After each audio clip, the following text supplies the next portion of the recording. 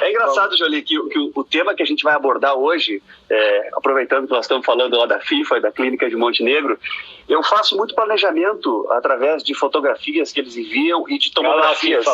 Oi, filho. E é interessante porque, apesar de a gente não ter iniciado o bate-papo ainda, o pessoal não saber exatamente do que se trata, os meus planejamentos mudaram muito em relação a isso. Muitos casos que eu havia... A FIFA é quem faz toda a parte de planejamento e conversa com os clientes da clínica. Então, muitas vezes eu planejei casos grandes com levantamentos de seio bilateral, por exemplo, que os pacientes muitas vezes não queriam fazer. Ou se assustavam com a magnitude do procedimento, ou pelo... Enfim... E logo, um ano depois, algum tempo depois, eles retornavam para a clínica para tentar retomar o tratamento. Eu falava, não, mas agora o meu planejamento mudou.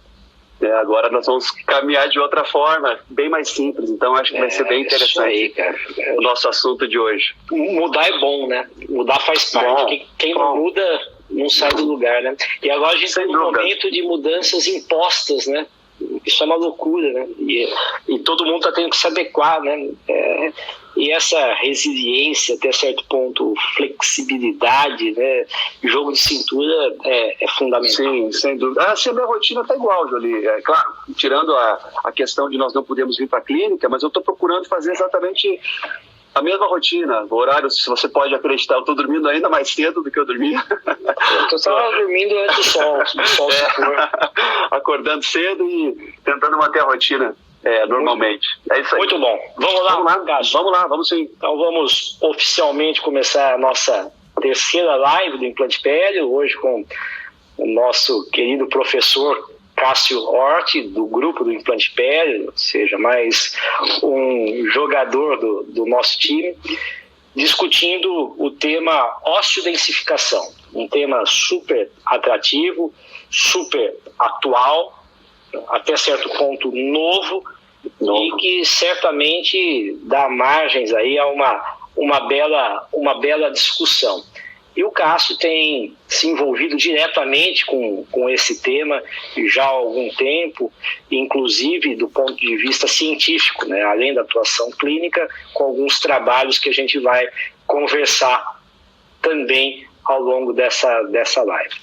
Então, a primeira pergunta, que acho que introduz muito bem a discussão desse assunto, Cássio, vamos lá, está relacionada à própria osteointegração, né? Como que você entende? A osteointegração, sem dúvida, né, é um pilar consagrado, previsível e que, até prova o contrário, já foi superado como um dilema, né? Como que você entende essa discussão? Legal, boa pergunta para a gente iniciar. Jolie, eu acho que sim, a osteointegração ela foi superada, mas isso não significa que os processos que levam até a osteointegração não possam ser aprimorados. E também não significa que a própria osteointegração em si não possa ser aprimorada. Até porque, embora seja um protocolo muito previsível, eu me lembro, há anos atrás, eu não peguei essa época, talvez tu não tenha pego também, mas o principal critério para sucesso era a osteointegração, ou seja, você instalava o implante, maioria das vezes maquinados naquela região, e torcia para que após 6 meses aquilo esteja osteointegrado. Portanto, desse ponto de vista, eu acho que a osteointegração não significa mais um desafio. Mas, por outro lado, nós ainda temos falhas no nosso dia a dia. E essas falhas, elas não estão somente relacionadas aos produtos, aos pacientes, à carga imediata. Elas também estão relacionadas, sim, aos nossos procedimentos cirúrgicos. Portanto, embora eu considere a osteointegração um procedimento bastante seguro, eu acredito que existem algumas coisas que nós devemos pensar. Eu acredito, Jolie, extremamente que para o implante osteointegrar ou para a osteointegração ocorrer, é preciso que nós tenhamos estabilidade. E eu não estou me referindo a estabilidade suficiente para que a gente possa fazer uma carga imediata. Estou apenas me referindo que o implante deve estar estável dentro da cavidade que você preparou. Claro que a literatura, não atual, mas a literatura de toda a odontologia dentro dessa área, já discute a possibilidade de micromovimentos entre 50 e 150 micrômetros, 50 e 100 micrômetros, para que não haja uma encapsulação fibrosa nesse conjunto. Mas isso é muito pouco. Então, basicamente, o que nós precisamos é ter estabilidade nesse conjunto. E eu vejo 3 pilares essenciais nesse sistema. E você que gosta de falar em pilares nas suas aulas, eu também identifiquei 3 pilares aqui no meu raciocínio. O primeiro deles, e isso está relacionado diretamente com o cirurgião dentista, que seria a técnica de perfuração. Claro que não somente a experiência do profissional para fazer aquele procedimento, mas também relacionado à qualidade do kit que você usa, a qualidade dos materiais que você está trabalhando. E eu não quero entender que alguém aqui que está nessa live utiliza kits velhos ou brocas ruins para fazer. Mas realmente esse primeiro procedimento está relacionado ao profissional. O segundo ponto que é bastante importante é identificar o tipo de osso que você está trabalhando. Porque nós sabemos que o tipo de osso, a densidade óssea, ela está relacionada ao fenótipo de cada paciente. E nós podemos identificar, muitas vezes, a densidade desse osso através de bons exames de imagem. Mas muitas vezes, quando nós estamos perfurando, nós temos aquela sensação, poxa, na tomografia parecia que o osso era maravilhoso, e aqui o osso apresenta uma densidade que não era aquela que eu estava pensando. Portanto, esses 2 pontos, esse ponto é inerente ao paciente. E aí sim, o último ponto que eu acredito que está relacionado à maioria dos pacientes, dos profissionais, como seu calcanhar de Aquiles, que é o implante propriamente dito, é o dispositivo propriamente dito. Eu não estou somente falando que é o diâmetro do implante que importa, é o comprimento do implante que importa para buscar essa estabilidade, até porque nós sabemos que isso realmente ele pode alcançar melhorias nesse sentido. Mas eu estou falando principalmente na topografia dos implantes. E falando em topografia, eu falo da sua macrogeometria, da sua microgeometria, da sua nanogeometria, das características químicas da superfície. E eu vejo nesse sentido que as empresas, a comunidade científica, não mediram esforços nos últimos anos para aprimorar esses conceitos. Eu acho que esses esforços foram válidos, Jolie, porque a maioria das vezes, em todos os congressos que a gente vai, nós encontramos novos implantes sendo lançados, novas superfícies sendo lançadas e muitas vezes implantes que já estavam no mercado sendo aprimorados, tanto do ponto de vista da sua topografia quanto do ponto de vista da sua superfície. Nós sabemos que após a instalação do implante ocorre uma resposta imunoinflamatória e uma sequência de eventos osteogênicos e angiogênicos importantíssimas. E essa sequência ela é basicamente influenciada pela topografia e pela composição química da superfície, que vai facilitar ou dificultar a adsorção. Eu não estou falando absorção, eu estou falando adsorção, adesão de proteínas, trombina, fibrinogênio, que vão ser fundamentais na homeostase precoce desse conjunto. Portanto, desenhos e superfícies de implantes continuam sendo fundamentais e ainda continuam sendo estudados para aprimorar os processos de osseointegração, mesmo eu considerando que a osseointegração já tenha sido superada, como você falou. Nós continuamos correndo atrás. É aquela história da Olimpíada, né? O cara que faz 100 metros rasos treina 5 anos para mudar 1 milésimo de segundo. Sem dúvida. Mas eu acho que nesse sentido essa primeira pergunta foi provocativa, né? E respondendo as questões aqui, que eu sou velho, né? E peguei essa primeira fase, isso aí ficou pro Mário Grossman, seu pai, né? Eles acompanharam, né? Toda essas passagens aí junto com o Brené Mark, né? Eu já sou de uma segunda geração. Mas eu entendo, né, da forma com que você se posicionou, que embora a osseointegração de fato seja consagrada, a sobrevivência de implantes não represente nenhum grande problema, a qualidade dessa osseointegração é algo a ser discutido diante de uma complexidade de fatores, né? E entre esses fatores que podem interferir, a osseodensificação chegou nos últimos anos como um elemento importante à nossa disposição, ganhando força aí no cenário científico e clínico. Então, Por que você entende que a osteointegração está se tornando ou tornará, né, uma tendência nesse universo da implantodontia? A osteodensificação. Desculpa. A osteodensificação, perdão. Perfeito. Jolie, assim, eu entendo a osteodensificação e eu adorei o título dessa nossa conversa, que são princípios biológicos e impressões clínicas.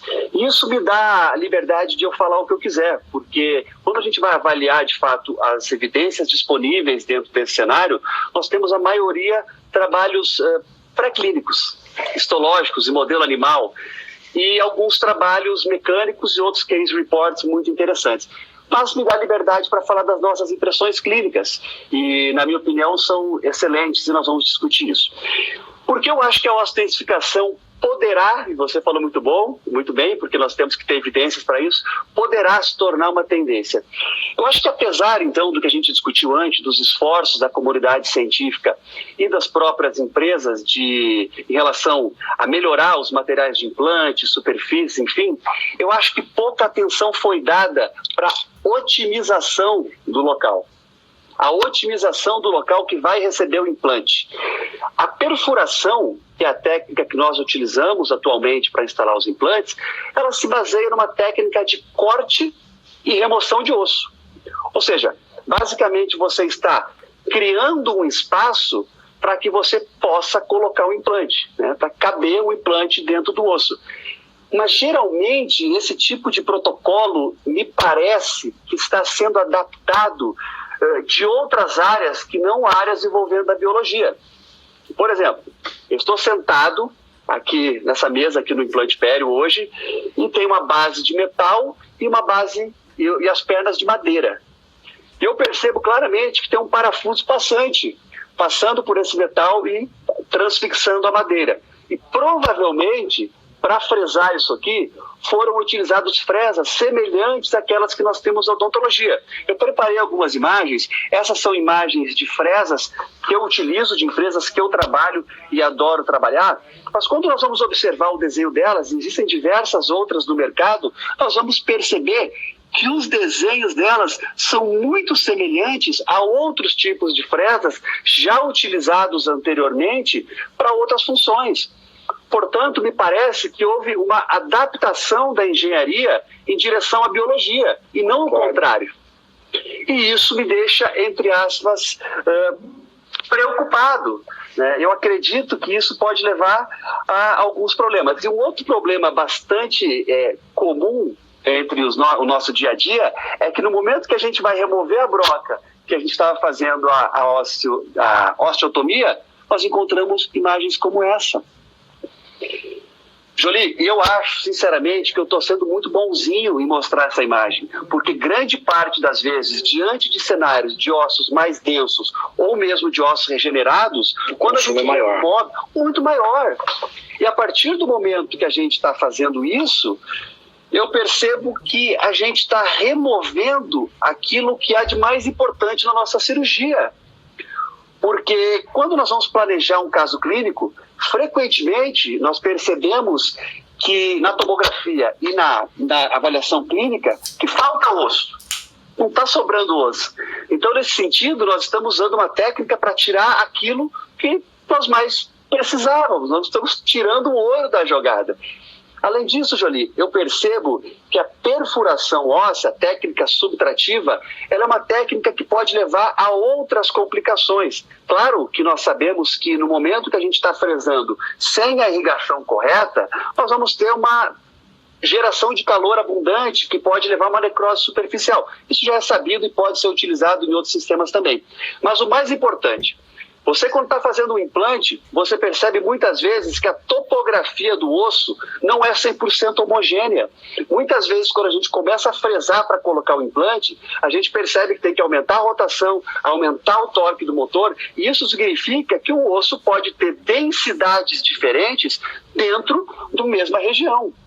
E a partir do momento que o vetor de força e o vetor de resistência muda, e você tem que aplicar forças diferentes nessa área, você tem mais trepidação, você tem mais vibração, e faz com que possa prejudicar a precisão geométrica da tua osteotomia.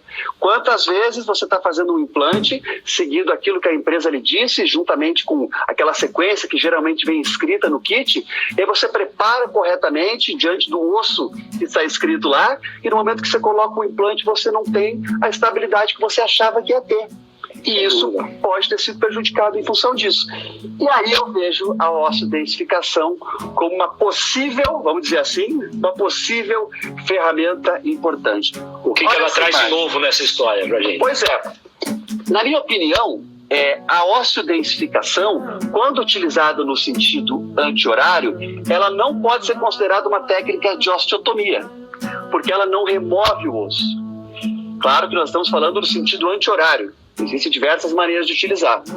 Na minha opinião, olhando nessa imagem, ela é um sistema de preparação óssea e durante a sua preparação ocorre a expansão do osso e com a sua rotação interna, a sua irrigação externa constante. O próprio líquido contendo dentro desse osso produz uma camada densa de tecido ósseo formada nas laterais e apical. Então ela produz, através dessa movimentação de rotação, de pressão hidrostática, partículas de osso que vão se aderindo nas porções laterais e também na porção apical. Portanto, ela permite a criação de um ambiente que aumenta a estabilidade primária inicial e também através de uma técnica não subtrativa. O osso, na minha opinião, ele é considerado um sistema ideal, porque ele possui a capacidade de ser flexível, ele muda de forma por deformação, ele não precisa quebrar, ele não precisa fraturar, ele suporta a compressão.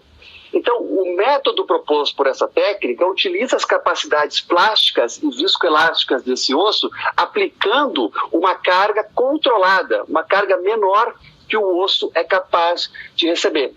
Então, o que você tem de favorecimento? Além de ter o intertravamento físico do implante com o osso, você tem uma possível outra melhoria que está sendo discutida na literatura, que essas partículas de osso podem ser representadas como superfícies nucleantes para osteoblastos. Portanto, parece, e eu não estou afirmando, estou dizendo que os trabalhos pré-clínicos mostram, parece que pode ajudar no crescimento ósseo. Veja essa imagem, Jolie, que interessante.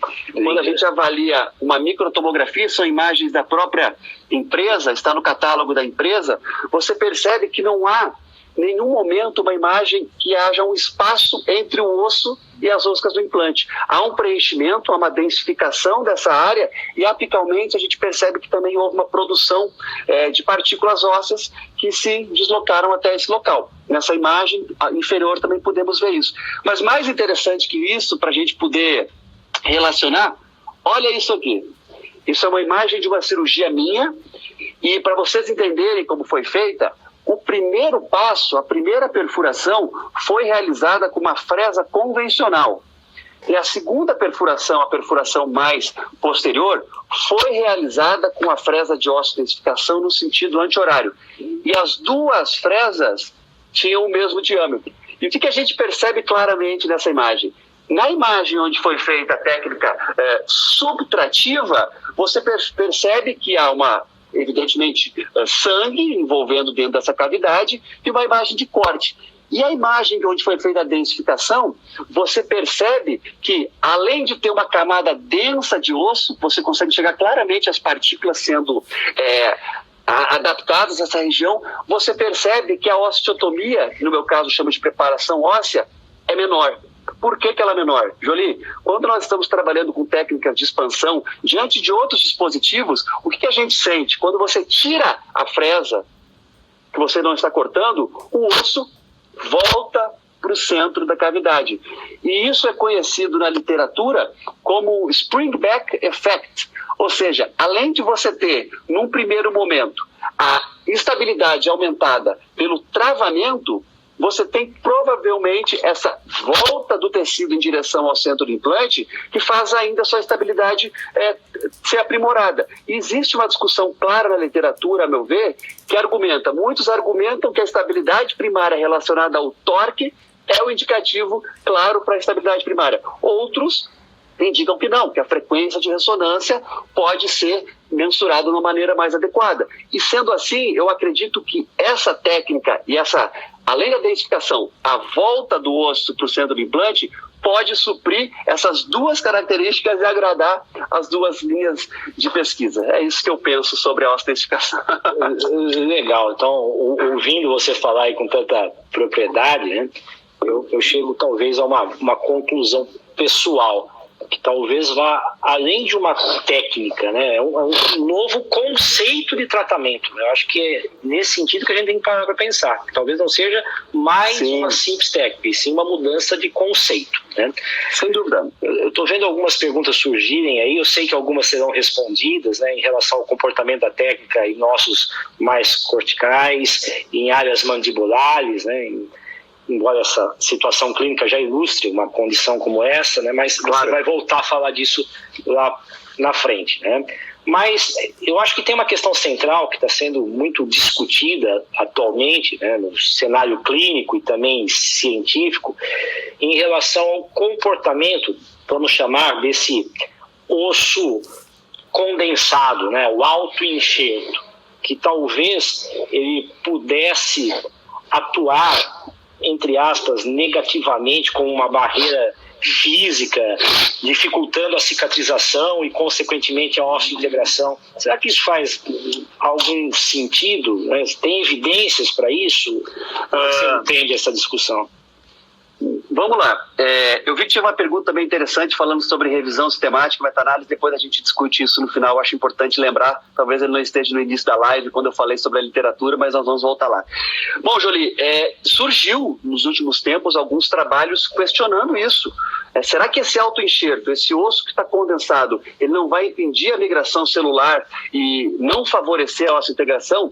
Deixa eu tentar te responder isso com alguns trabalhos também que estão publicados. Essa é uma revista, Mechanical Behavior, e é uma revista Qualis A1, uma revista interessante, mas não é uma revista que o dentista continua, tem muito hábito de ler. Mas tem muitos trabalhos interessantes publicados, principalmente nessa linha. É um trabalho em modelo animal e é representado também por grupos de pessoas, de brasileiros. Tem o Esteban Bonfante, eu não conheço pessoalmente, mas eu leio os trabalhos dele. Uma ótima pessoa. Pois é, gostaria de conhecê-lo. Rodrigo Neiva, né, todos conhecem, Paulo Coelho, entre outros. Veja só, esse modelo animal foi feito em quadril de ovelhas que representam um osso medular bastante semelhante a um osso posterior da maxila. Eu não quero voltar muito nesses trabalhos, mas esse primeiro gráfico representa o torque.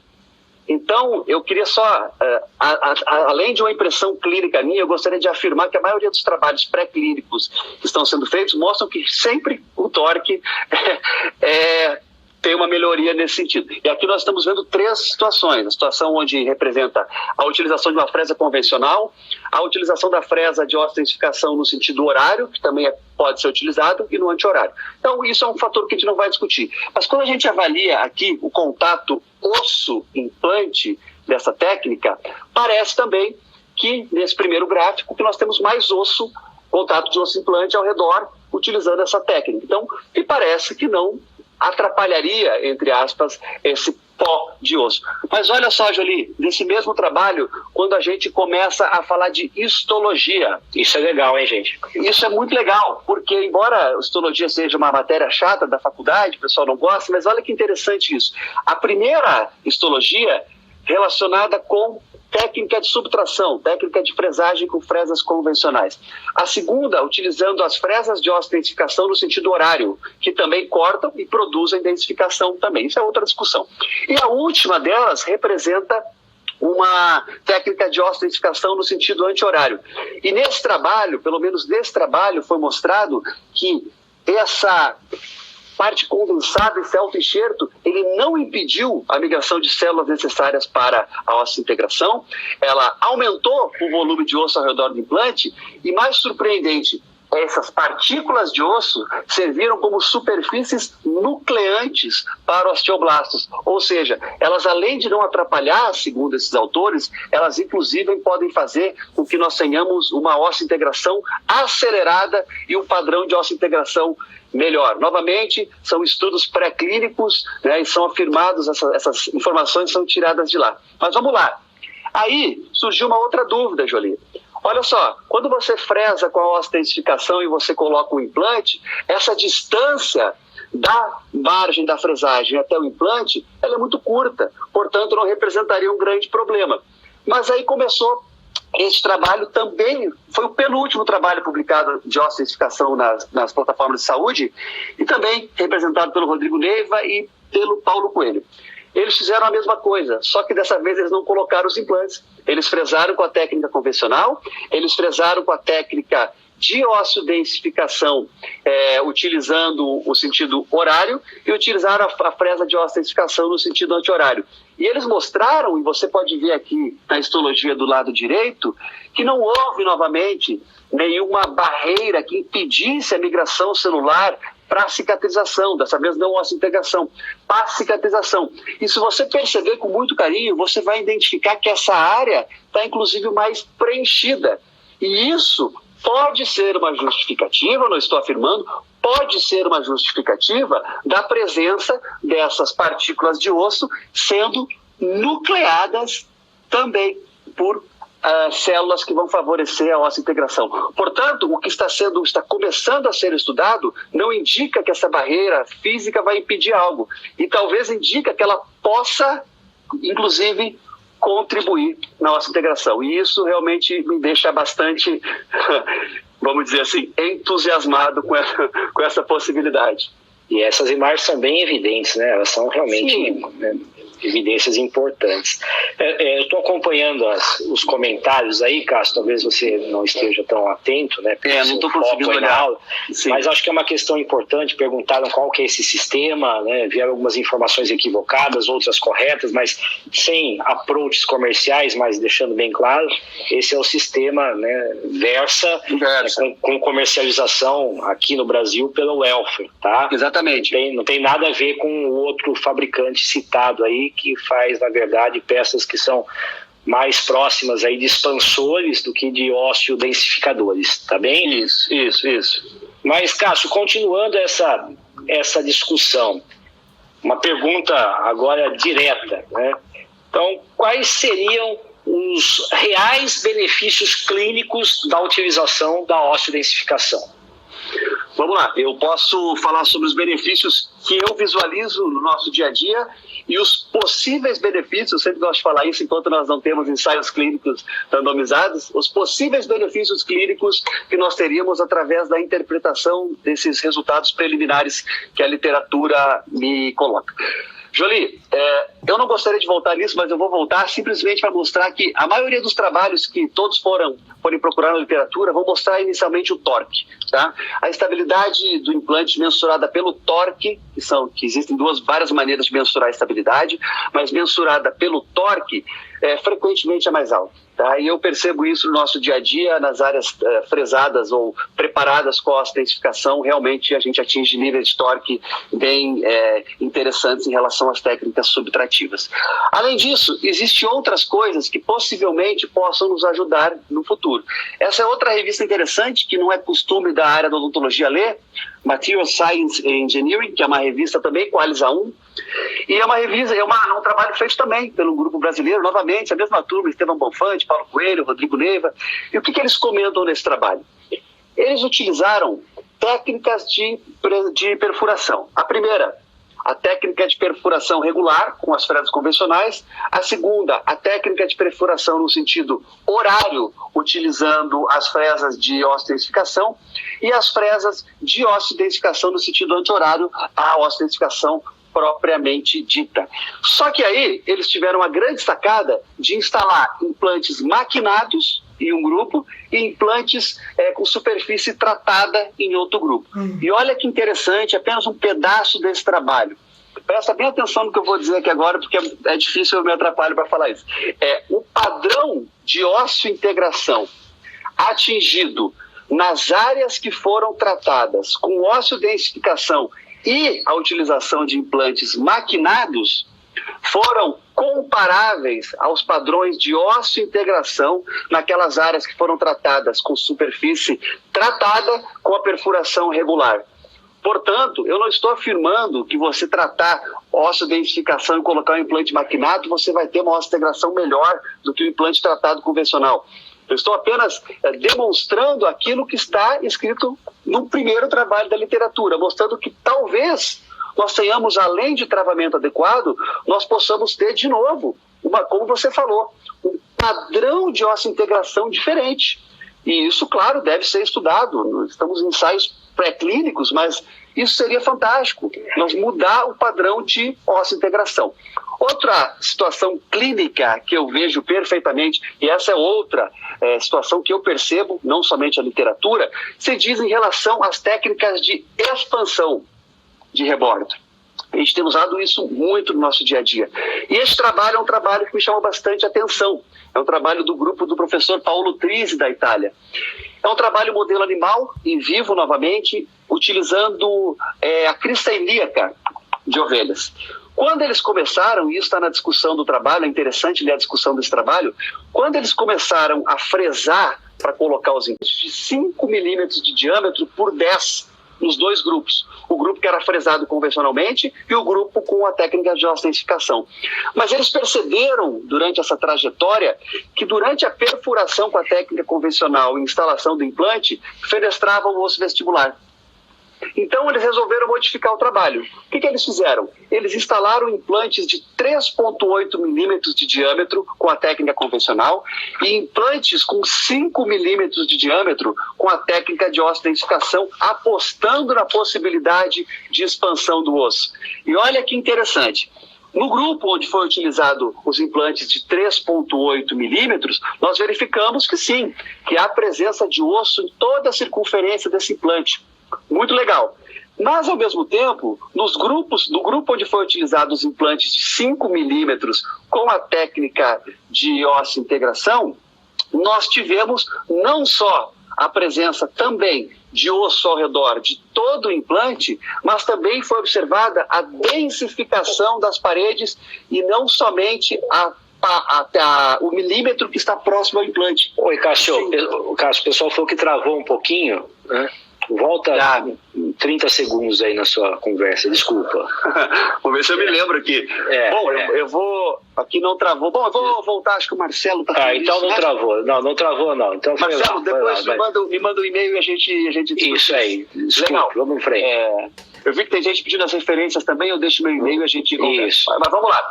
Além de o implante estar coberto, toda essa circunferência por osso, parece que houve uma densificação das paredes e não só aquele pequeno milímetro entre a superfície que foi fresada e o implante. Densificou a região completa. E isso é interessante, mostrando que, novamente, além de expandir, nós temos provavelmente uma melhoria, inclusive, dessa área.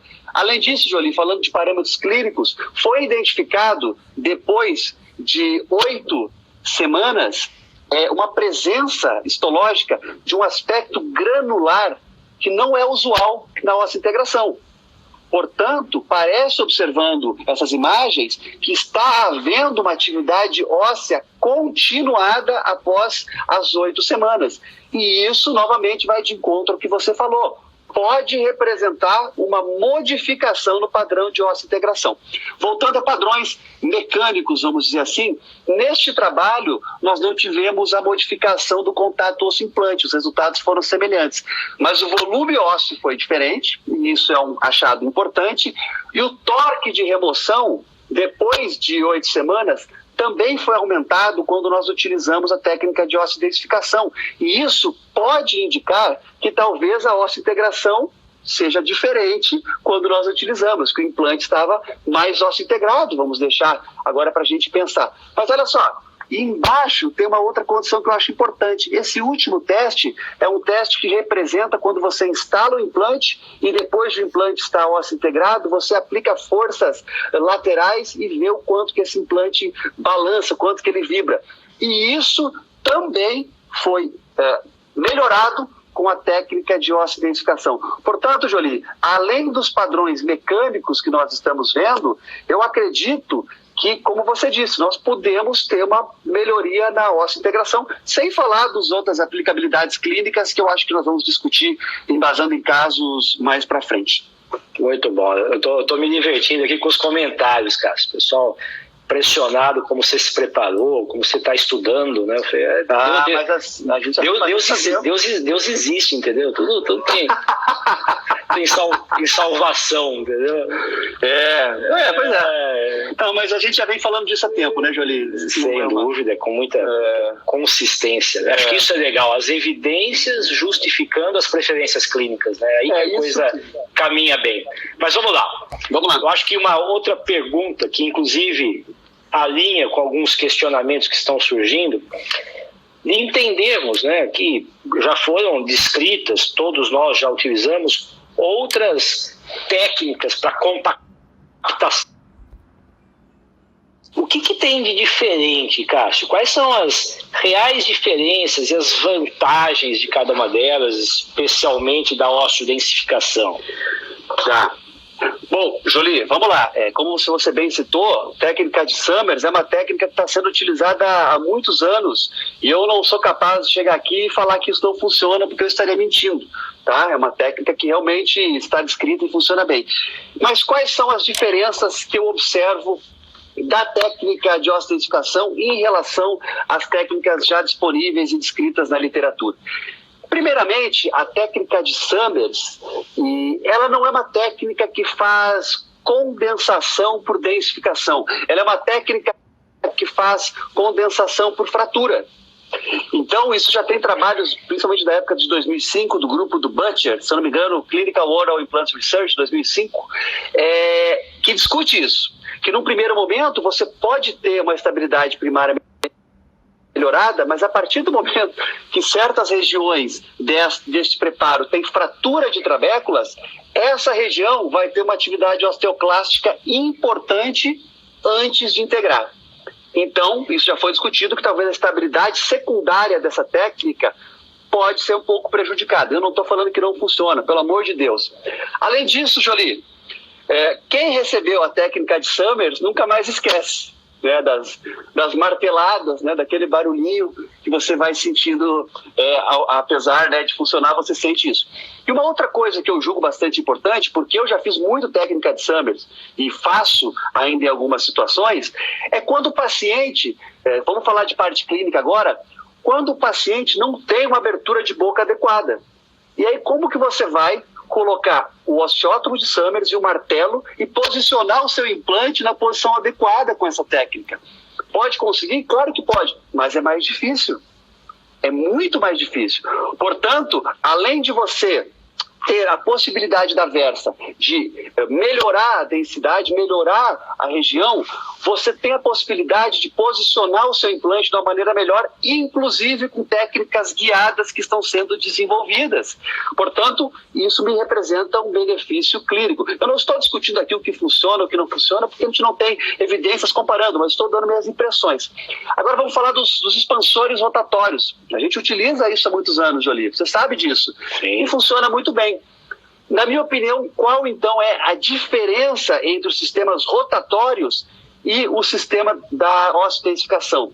Primeiro que o sistema rotatório, você não tem a condição de controlar a força muitas vezes, porque você começa a utilizar o torquímetro e quando você utiliza no motor, muitas vezes você tem que usar o torquímetro para tirar, não é verdade? Então você tem, entre aspas, uma força, às vezes, a mais do que o osso pode receber. E isso se traduz, muitas vezes, quando há uma fratura em galho verde da porção vestibular. Acontece muito isso. De novo, não estou dizendo se isso vai funcionar ou não vai funcionar. É um achado clínico. Além de não produzir as partículas do autoenxerto, que se forem provadas na literatura, que podem incorporar um padrão diferente de osso-integração, realmente vai ser um benefício além dessa técnica. Olha isso aqui, Jolie. Que interessante.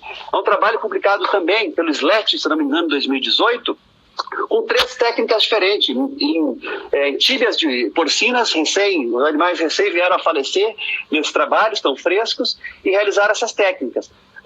Primeiro com a fresa convencional, segundo com a osteodensificação no sentido anti-horário e terceiro com a técnica de Summers. E o que você percebe nessas imagens? Você percebe que os espaços entre as roscas estão claramente preenchidos quando você usa a osteodensificação. Ou seja, se realmente nós conseguimos provar que esse só de osso vai mudar o padrão de cicatrização, o padrão de osso integração, eu acho que também representa uma via de pensamento para que a gente possa comparar Summers, outras técnicas e, de fato, a ossificação. É isso que eu penso. Legal. Então, vamos só reforçar essa ideia. Primeira coisa, viu, gente, é a água com gás, viu? Desculpem, a água importada, de boa qualidade, mas, no alcoholic drink, tá ok? Mas... Como se você não gostasse. Mas aqui ainda é dia, só costumo me embriagar depois das 19 horas. Pois é, já passamos. Mas vamos deixar claro, né? Uma coisa é uma coisa, outra coisa é outra coisa, né? Então, o conceito de expansão é diferente do conceito de osteodensificação, né? Então, acho que isso é uma coisa que a gente tem que entender, mesmo admitindo que, às vezes, as duas ideias estejam associadas no mesmo, referencial clínico, né? Mas, diante disso, o que você poderia nos dizer da aplicabilidade clínica, né, desse sistema? Tem outras indicações, né, possíveis? Tem. Jolie, se você for avaliar o catálogo que a empresa disponibiliza, existem diversas aplicações clínicas distintas, de novo, testadas no ambiente pré-clínico, que necessitam de uma validação, porque uma coisa é eu achar que eu faço bem, entender os pacientes, as minhas técnicas como resultados positivos, mas eu preciso demonstrar isso para o mundo. E a maneira de demonstrar isso é com a literatura. Mas vamos lá, as técnicas, além das que eu mostrei, eu vou exemplificar umas, e se discute muito isso. Tem pessoas que eu pergunto e falo assim, Cássio, eu acho que o carro-chefe da osteodensificação são as técnicas de levantamento de seio. E eu acho que são muito interessantes. Mas deixa eu mostrar algumas coisinhas aqui. Jolie, caso clássico do dia a dia. Uma região que já sofreu o seu processo de remodelação, apresenta um osso extremamente medular, uma pequena camada de osso cortical e... frequentemente nessas técnicas nós temos que pensar em técnicas regenerativas simultâneas ou prévias, mas olha que interessante utilizando esse sistema no sentido anti-horário. Perceba que nós conseguimos partir de um rebordo extremamente atrófico a instalar um implante de 5 milímetros de diâmetro. E eu não estou dizendo que agora a gente não precisa mais de uma técnica regenerativa. Claro que a gente vai precisar regenerar e compensar essa perda. Mas o implante está instalado 100% em osso. E isso, diante de algumas linhas de pesquisa, pode representar alguns benefícios bastante importantes. Agora, falando do carro-chefe, que algumas pessoas citam, sobre esse produto, né, sobre esse conceito, como você disse, eu acho sim que as técnicas de levantamento de seio são bastante interessantes. Se discute hoje que se você, não me lembro exatamente quantos milímetros, mas eu acho que se você precisar elevar até 3 milímetros para instalar o seu implante, você pode utilizar somente a manutenção do osso que foi gerado apicalmente a partir da técnica de rotação e pressão que nós já falamos. E que esse osso, em contraste, né, junto também com quase as técnicas de Summers, mas você eleva o assoalho do seio, chega na membrana e promove uma coleção de partículas ósseas que, segundo a sua companhia, sugere que isso pode ter resultados positivos somente com esse osso em pequenas necessidades. Eu vejo aqui o pessoal falando de 3 milímetros, Maurício Adolfi, e aí depois nós vou falar no caso do Maurício também. Mas, Jolie, o que a gente percebe? Eu tenho os meus casos feitos, já vi casos do Robert, vi um caso do Maurício Adolfi lá na clínica do Dario, que ele utilizou só PRF, vi casos que ele utilizou sem nada, e estão extremamente estáveis. Mas o que nós temos de literatura para falar disso hoje? Porque eu já vi que tem pessoal perguntando de literatura e eu preciso, né, me defender. Existe um trabalho do Salar, multicêntrico, publicado no ano passado, com 5 anos de acompanhamento. E qual foi a minha dificuldade nesse trabalho? Eles mensuraram a altura prévia e a altura posterior. Só que não houve uma análise de subgrupo, ou seja, misturaram tanto o grupo que utilizou biomaterial com o grupo que usou autoenxertos. Portanto, eu não consigo afirmar para vocês aqui agora quanto que nós conseguimos elevar e se esse osso vai ficar. Eu me lembro que o primeiro dia que eu mostrei essa técnica para o Alex Haas, meu amigo, mostrei, Alex, olha isso aqui. Ele olhou, Tá, mas quem te garante que esse osso vai estar aí depois de um ano? Os meus resultados clínicos têm mostrado que sim, mas eu não consigo mostrar isso na literatura ainda. Então, eu acho que essa técnica, se você quiser ficar mais seguro no primeiro momento e usar somente biomaterial, eu acho que representa bem. Olha só, é um caso do dia a dia. O primeiro molar superior, muitas vezes a gente não consegue fazer implante imediato pelas características anatômicas desse defeito. Olha lá, Jolie, quando a gente percebe aqui, 2.6 e 2.4, existem diferentes abordagens, muitas abordagens que com sucesso. Você pode fazer previamente o enxerto, você pode fazer a instalação do implante com enxerto simultâneo, você pode tentar Summers, não sei, técnicas que utilizam água, balões de água, já vi de tudo. Mas olha como foi resolvido esse caso de uma maneira bastante previsível e simples. Utilizando as fresas de ostentificação, nós atingimos a membrana sinusal e garantimos também esse autoenxerto próximo dessa região. A partir disso, utilizando o conceito do stick bone, associando o PRF e o biomaterial da Plenum Off, não vou discutir aqui questão de stick bone, de agregantes, isso é uma coisa para outro momento, mas perceba que por dentro de uma pequena perfuração, nós conseguimos ir colocando esse material e utilizando a versa lá dentro, com a rotação mais baixa, para espalhar ele dentro da cavidade. E olha essa tomografia que eu fiz durante a cirurgia, Jolie.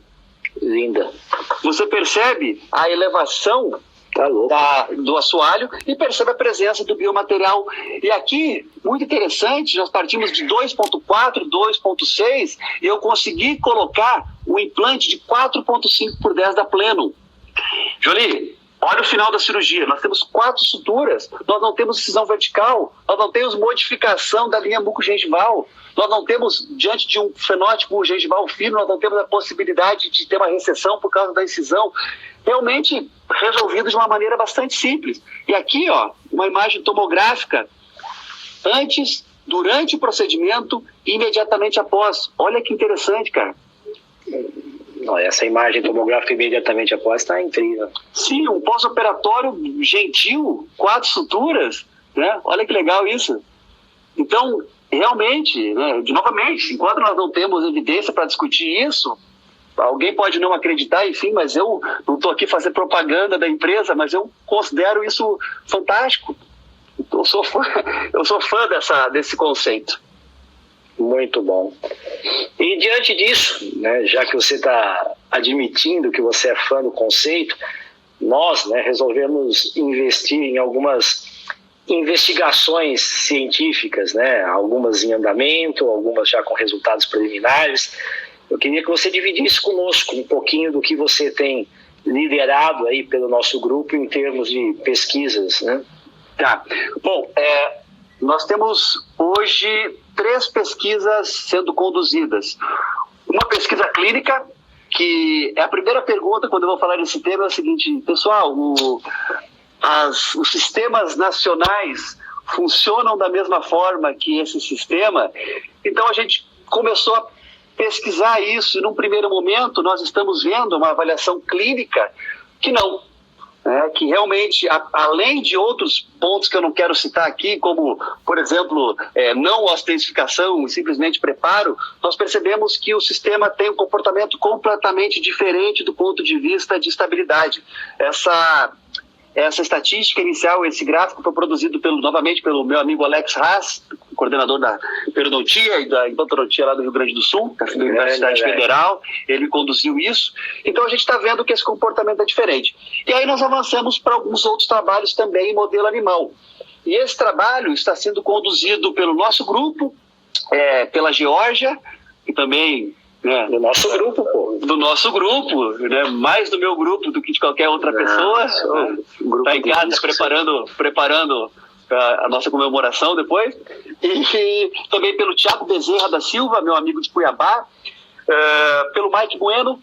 E nesse caso eu tive uma ajuda muito importante de uma pessoa que talvez seja a maior autoridade do Brasil em ostentificação, o André Vilela, que vocês conhecem através da Driller também. O André hoje é quem dá os cursos, né, de treinamento do sistema, então provavelmente o André é a pessoa que mais entende desse sistema no nosso país. Eu liguei para ele me orientar em algum sentido. O que a gente tem feito, Jolie? Nós percebemos que a maioria dos ensaios pré-clínicos, eles são feitos e seus resultados mostrados através de histologia. Mas nós não temos a possibilidade de fazer a histologia dos nossos pacientes no consultório. Então o Mike Bueno, juntamente com o Ronei, eles desenvolveram um sistema chamado EVOL. E o EVOL cria filtros de diversas densidades diferentes para você poder avaliar tomografias, enfim. Então, o EVOL é um software, né, Cássio? É um software. Nós estamos tentando desenvolver filtros para que a gente possa avaliar distintas densidades ósseas através de cor nos pacientes do consultório. Então, essa aqui são vértebras de suíno que o Thiago arrumou para a gente, e aqui a gente percebe, primeiramente, essas imagens ainda estão sem os filtros. O pessoal está falando que vai cair aqui, Jolie. Mas acho que tá bom o papo, a gente precisa de mais uns 10 minutinhos, então derruba a live aí, cara. Todo mundo, com mais de 500, hein? Quero ver todo mundo de volta aí. Daí a gente fala mais uns 15 minutinhos. Valeu? Tá bom, valeu. Deixa eu tentar lembrar aqui onde eu estava. Sim, vamos lá. Esse trabalho, então, foi realizado em vértebras de suínos, que é um osso extremamente medular, que representa o osso posterior da maxila, por exemplo. E ainda não estão os filtros utilizados, nem as cores, mas só com os resultados preliminares você consegue ver, Jolie, que na parte de cima você vê a área densificada e inclusive parece uma lâmina própria, que representa muitas vezes o implante imediato, vamos dizer assim. Então esse é um achado interessante. Outro achado, nós estamos fazendo utilização de diversos sistemas de implantes e avaliando também essa condição. Veja a imagem de cima com a osteodensificação, mostrando que há um preenchimento completo entre todos os espaços entre o implante e o osso. Então parece que realmente, além do spring back effect, nós temos o preenchimento por esse pó de osso. E mais interessante, quando nós removemos a fresa, o implante. Olha que legal. As imagens superiores mostram aí aquela lâmina, que foi a lâmina própria, vamos dizer assim, que foi produzida, e ainda um pouquinho de osso condensado apicalmente. E isso é interessante, porque nós estamos tentando desenvolver para evitar os trabalhos de histologia. Agora, esse é o trabalho que mais me deixa em dúvida dos seus resultados e, portanto, é o trabalho mais interessante, na minha opinião. Quem de vocês já teve um paciente que, quando você vai olhar a tomografia, principalmente na região posterior de mandíbula, você percebe uma camada cortical densa de osso e não consegue enxergar mais nada dentro? E não consegue enxergar sequer o nervo alveolar inferior. De acordo com o trabalho do Mike Bueno e do professor Carlos Estrela, isso é uma condição de defeitos osteoporóticos focais que podem acometer cerca de 11% dos pacientes, é altíssimo. E qual é o problema desse caso, Jolie? Que você começa a fresar, você não tem osso medular, então você tem um defeito osteoporótico, e aí quando você coloca o seu implante, você tem um travamento altíssimo na cortical. E a partir do momento que a estabilidade primária diminui e começa a curva da estabilidade secundária, como você não tem o osso medular, muitas vezes você perde esse implante. E a partir disso, isso representa um problema. Quando não, existem situações, por exemplo, quando você vai trabalhar com implantes cônicos e você está fresando e na hora de colocar o implante cai dentro daquela cavidade. Então isso representa um problema. O que nós estamos tentando fazer? Sempre em pesquisa tentando fazer. Nós estamos utilizando tíbias de suínos, novamente, que representam muito bem esse modelo. Olha só, é uma imagem cortical bastante evidente e o interior disso é nada, um líquido. Você percebe que não tem absolutamente nada. E nós começamos a avaliar o padrão de perfuração quando nós utilizamos esse sistema. E olha que legal. Quando nós utilizamos as fresagens com osteodensificação e, em contrapartida, as fresagens com a técnica subtrativa, nós observamos isso. Olha a imagem de baixo, o osso cortical sendo todo condensado, estou dizendo, apicalmente. E o que isso representa para a gente, pessoal? Além de nós termos agora uma possível ancoragem cortical, será que essas partículas de osso, que podem conter osteoblastos, que podem conter fatores de crescimento, podem nos ajudar nesse sistema? Será que a osseointegração pode ser contribuída diante desses pacientes? Isso é bastante interessante. E essa imagem aqui, olha que legal, parece um dedo, mas representa o primeiro filtro que o Mike produziu dentro desse conceito. Então você olha que no momento que você está fresando com esse sistema, você produz partículas de alto enxerto ao redor de toda essa região. Será que nós vamos ter vascularização? Será que nós vamos ter suporte suficiente para que esse osso vire de fato osso do paciente? Não sei. É isso que a gente está estudando. Mas essa pesquisa está me chamando muita atenção, porque eu acho que pode ser um benefício muito, muito interessante para a gente utilizar aí nos próximos tempos. Jolie? Muito legal. Eu queria que vocês estivessem vendo essas imagens em grande aumento, como eu estou tentando de ver aqui, né? Realmente são fatos, né? São evidências que deixam bem claro, né? E acho que o Cássio está fazendo hoje é talvez o caminho ideal, né? Justificando a nossa prática clínica a partir de evidências produzidas pela literatura e também das próprias evidências, né? Então, o que me chamou a atenção, Cássio, já direcionando aí para suas considerações finais, foi o seu entusiasmo com a discussão desse assunto, né? E isso é sempre muito bom, né? Sim. Você não está aqui para vender o kit, você está vendendo um conceito, uma ideia, né? E você fez isso com bastante propriedade. E o que você deixa aí, né, de mensagem final para o pessoal em relação a investir, a navegar nesse novo universo? Jolie, eu vejo 3 cenários distintos quando surge algo novo na odontologia. O primeiro é aqueles que abraçam e já saem usando indiscriminadamente de qualquer forma. O segundo modelo é aquele modelo que espera passar alguns anos para que as evidências científicas contribuam para o seu uso na prática clínica. E o terceiro eu acho que é o nosso, que nós estamos usando ponderadamente diante de um cenário que a gente acha confortável e seguro e buscando mais informações em relação a isso. Mas o que eu gostaria de deixar de mensagem, e isso não é uma resposta, eu estou apenas sugerindo que a gente pense sobre o assunto.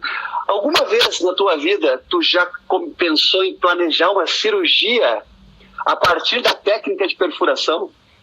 A maioria das vezes a gente pensa sobre o desenho do implante, sobre o material de enxerto, a gente não costuma começar pensando a partir do benefício da técnica de perfuração. Além disso, Jolie, sempre que a gente começa uma cirurgia, e eu tenho um sistema muito interessante lá em Montenegro de trabalhar com meu pai, Celso Hort, não sei se ele está aí, deve estar, se bem que ele tem uma live agora há pouco, que é o seguinte, eu falo, pai, vou lá operar o caso. Daí a gente fala o seguinte, se travar, nós fazemos um provisório. E eu acho que todo mundo faz isso, né? Será que essa dúvida do se travar vai deixar de existir usando esse sistema? Não sei, mas poderá existir. Mas olha só, existe hoje também uma discussão na literatura muito interessante, que é a seguinte: a carga imediata, muitas vezes, ela está relacionada ao torque. E muitas vezes ela não está relacionada com a quantidade de osso ao redor do implante.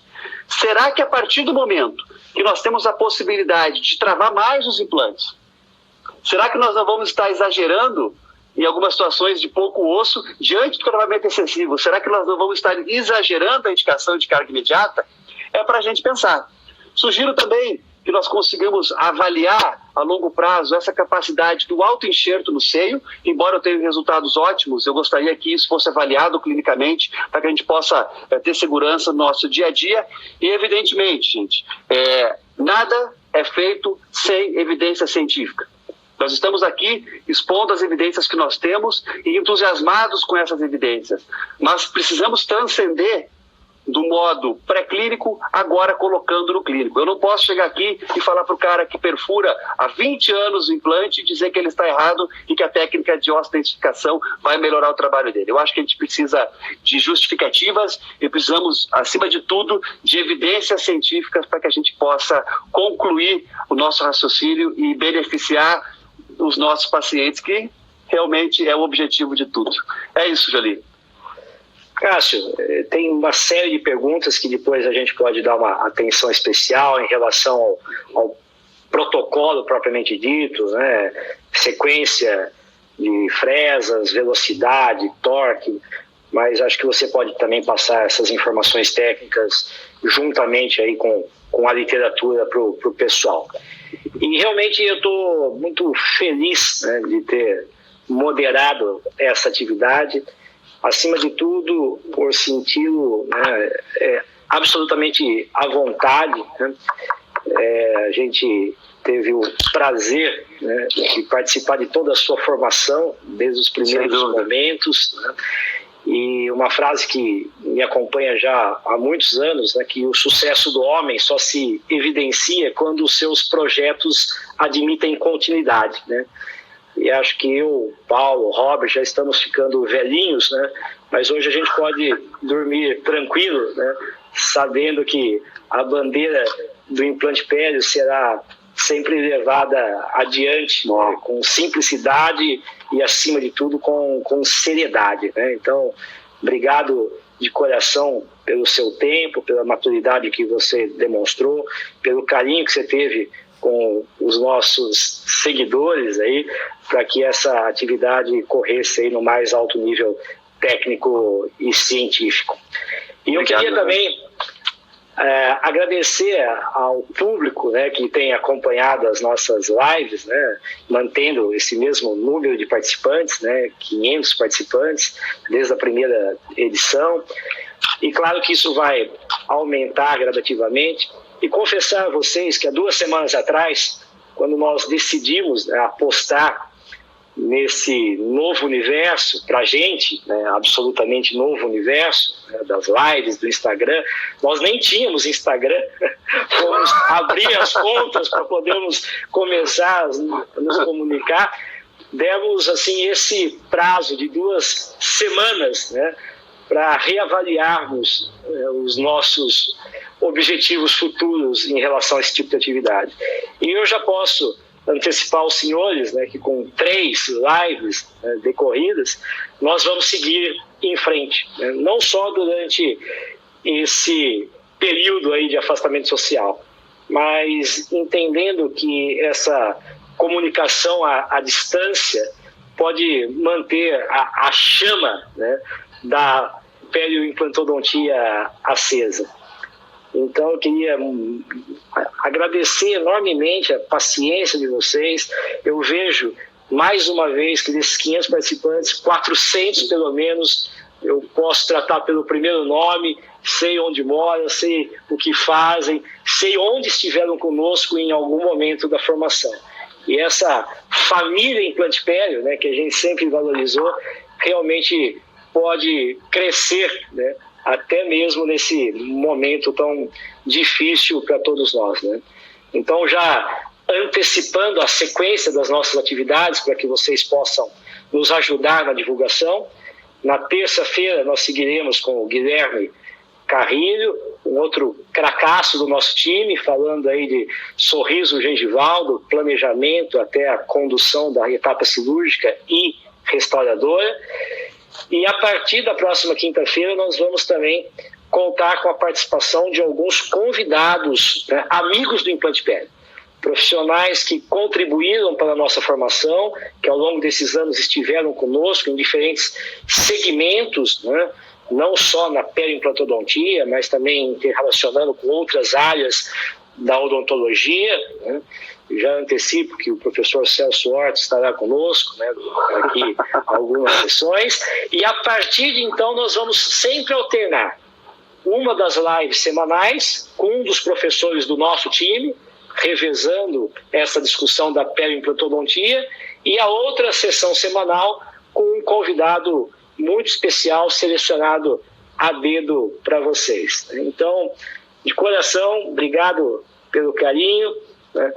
Eu estou fisicamente distante, né, por enquanto, né, já antecipo que eu vou, né, regressar, né, mais breve do que eu pensava em função de toda essa confusão, mas me sinto, né, abraçado por todos vocês, né? Isso realmente, né, acalenta a alma e alimenta o coração, né?